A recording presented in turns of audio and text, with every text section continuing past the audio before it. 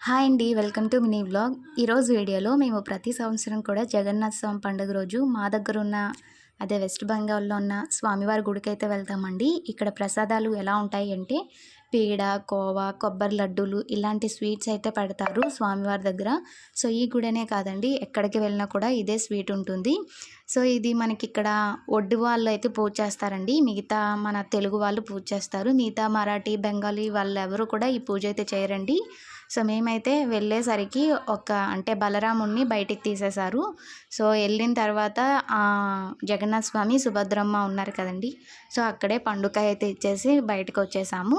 So, వచ్చేటప్పుడు చూస్తున్నారు కదా! స్వామివారినైతే ఇలాగ డాన్స్ వేస్తూ, డప్పులు వాయిస్తూ అయితే తీసుకొస్తారు.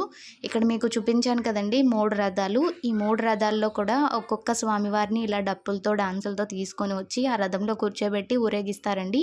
ఫైనల్‌గా భోగం తీసుకొనైతే ఇంటికొచ్చేసాము. ఇది